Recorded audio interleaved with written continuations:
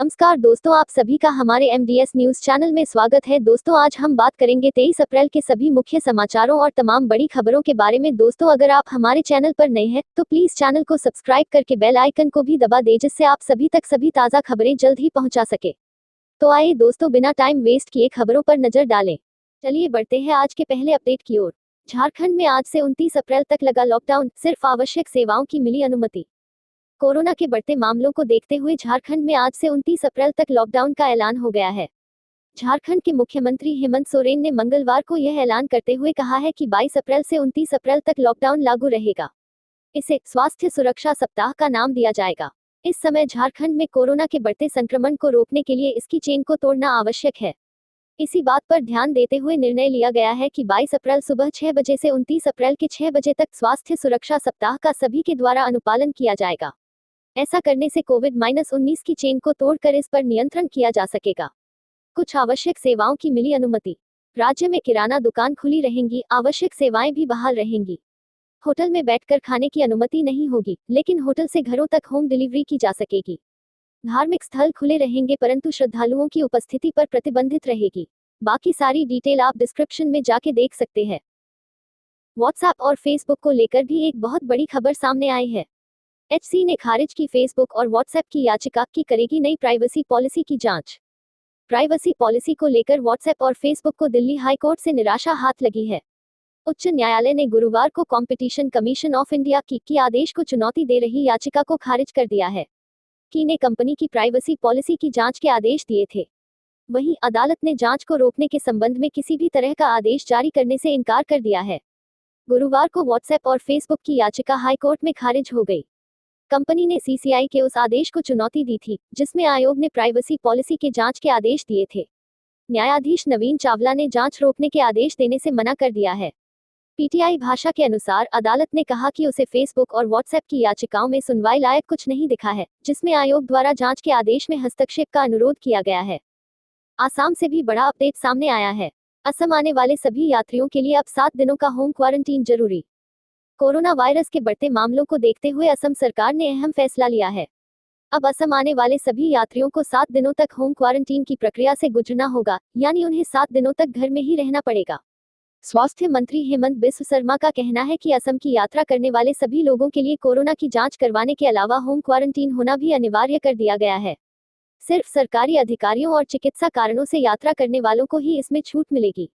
आपको बता दें कि इससे पहले असम सरकार ने हवाई, ट्रेन या सड़क मार्ग से राज्य में आने वाले सभी यात्रियों के लिए कोविड-19 जांच अनिवार्य कर दी थी। हेमंत बिस्व शर्मा ने बुधवार को कहा था कि राज्य सरकार 1 मई से 18 से 45 वर्ष की आयु के लोगों का मुफ्त में टीकाकरण कराएगी। उन्होंने कहा कि पिछले साल कोविड-19 से निपटने के लिए मिली दान राशि का इस्तेमाल इस उद्देश्य के लिए ही किया जाएगा। इसी बीच एक दिल दहला देने वाली खबर सामने आई है। पटना एम्स के 384 डॉक्टर और नर्सिंग स्टाफ कोरोना पॉजिटिव के कई कर्मी भी संक्रमित। बिहार में कोरोना संक्रमण की दूसरी लहर बड़ी तेजी से लोगों को अपनी चपेट में ले रही है।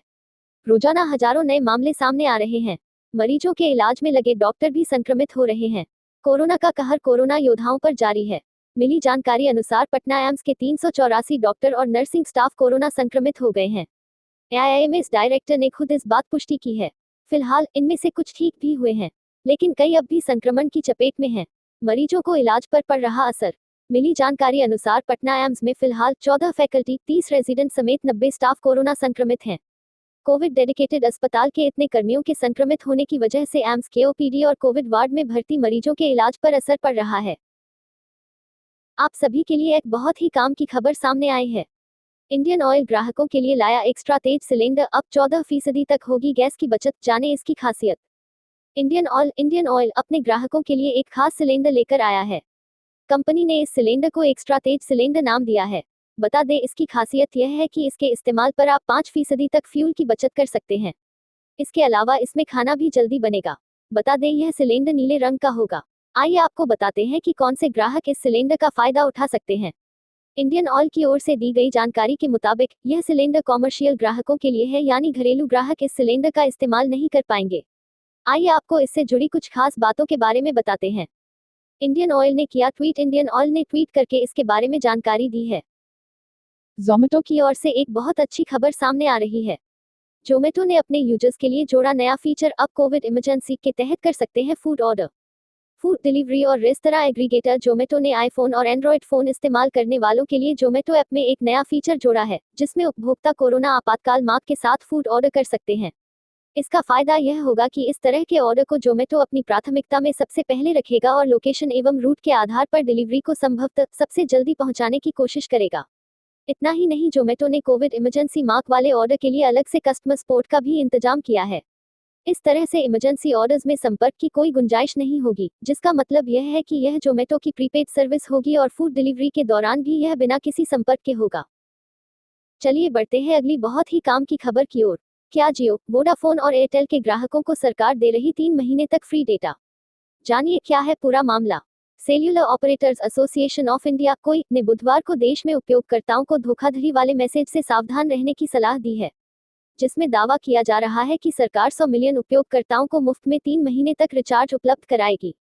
कोई के अनुसार सरकार की तरफ से ऐसा किसी भी प्रकार का मैसेज जारी नहीं किया गया है। ऐसे में इस तरह के किसी भी मैसेज को साझा और फॉरवर्ड न करें और अपने परिवार और दोस्तों को भी सचेत करें।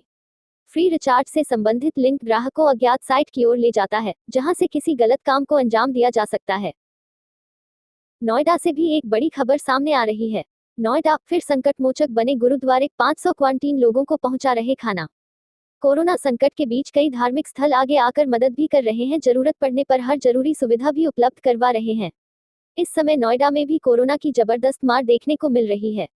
कई लोग संक्रमित हो चुके हैं और कई अपने घर में ही क्वारंटीन है। ऐसे भी मामले सामने आए हैं जहां पर पूरा परिवार ही घर पर आइसोलेट हो चुका है।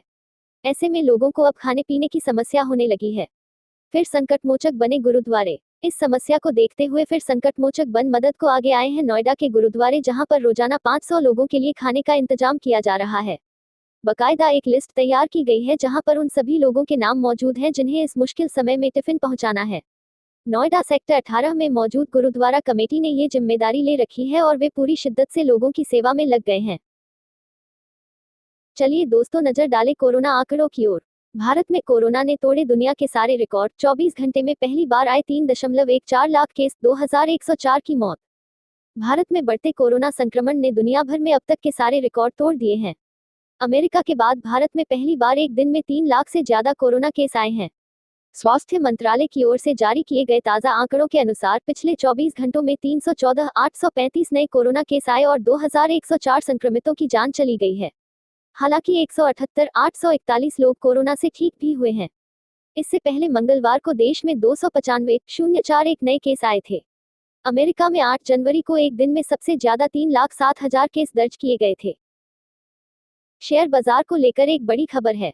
स्टॉक मार्केट, सेंसेक्स 359 अंक चढ़कर 48,065 पर बंद। निफ्टी में भी बढ़त, विप्रो और आईसीआईसीआई बैंक से बाजार को मिला सहारा। गुरुवार का दिन शेयर बाजार के लिए काफी टेंशन भरा रहा। सुबह कमजोर शुरुआत के बाद शेयर बाजार में दिन भर उतार चढ़ाव का दौर रहा। वीकली एक्सपायरी के दिन बाजार में निचले स्तरों से शानदार रिकवरी देखने को मिली। बाजार बंद होने के कुछ घंटे पहले तक जमकर खरीदारी हुई और शेयर बाजार बढ़त के साथ हरे निशान पर बंद हुए। गुरुवार को बीएसई के प्रमुख इंडेक्स सेंसेक्स 359 अंक चढ़कर यानी 48,065 पर बंद हुआ, तो वहीं निफ्टी 102 अंकों की बढ़त के साथ 14,399 पर बंद हुआ। बता दें कि वीकली एक्सपायरी के एक दिन पहले बाजार में रामनवमी के चलते कारोबार नहीं हुआ था। इससे पहले मंगलवार को बाजार में भारी गिरावट देखी गई थी।